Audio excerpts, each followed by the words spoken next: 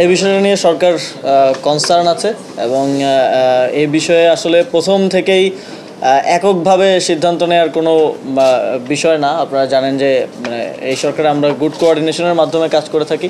একই সাথে যখন রাজনৈতিক দলগুলোর সাথে আমরা সৌহার্দ্যপূর্ণ সম্পর্কের কথা বলি এবং সেটা রক্ষা করতে গেলে দায়িত্বশীল আচরণ আসলে প্রত্যেকের থেকেই প্রত্যাশিত।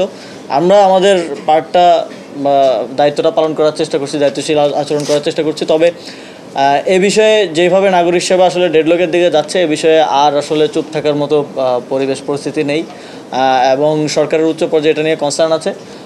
সেখানে আলোচনার ভিত্তিতে যেটা সিদ্ধান্ত আসে আমি সেটাই বাস্তবায়ন করব খুব দ্রুত সময়ের মধ্যেই। প্রাথমিকভাবে শিক্ষার হার জাতীয় গড়ের থেকে কম সেই উপজেলাগুলোতে আমরা পাবলিক লাইব্রেরি স্থাপন করব এবং আপনারা জানেন যে এটার জন্য ওইভাবে বাজেটে বরাদ্দ না থাকে, আমাদের যে বিশেষ বরাদ্দ আছে সেখান থেকে আমরা উদ্যোগটা নিয়েছি, যে কারণে মাত্র 23 কোটি টাকায় আমরা 44টা উপজেলায় পাবলিক লাইব্রেরি করছি এবং আমাদের লক্ষ্য থাকবে যে এটা সারা দেশের প্রত্যেকটি উপজেলায় যেখানে এরকম ডেডিকেটেড পাবলিক লাইব্রেরি নেই সবগুলো উপজেলায় আমরা এটা বাস্তবায়ন করব। আমরা একটা প্রজেক্ট নিয়ে দ্রুতই সেটা বাস্তবায়নের পথে এগিয়ে যাব। এই 44টা উপজেলা হচ্ছে জাস্ট স্টার্টিং, সব উপজেলাতেই আমরা এটা বাস্তবায়ন করব।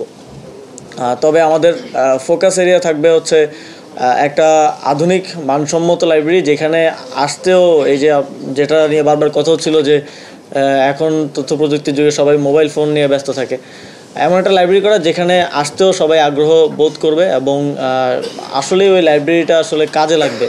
শুধুমাত্র নামে জাস্ট অ্যানাদার সরকারি ভবনের মতো যেন পড়ে না থাকে, এটা থাকবে আমাদের মূল লক্ষ্য। আপনারা হয়তো দেখে থাকবেন যে আমাদের বাজেটেও খুব বেশি অ্যাম্বিশিয়াস বাজেট আমরা রাখিনি। যথাসম্ভব যতটুকু প্রয়োজন, 53 লক্ষ টাকা একটা লাইব্রেরির জন্য খুব বেশি কিছু না।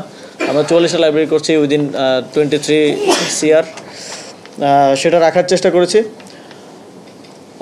এর বাইরে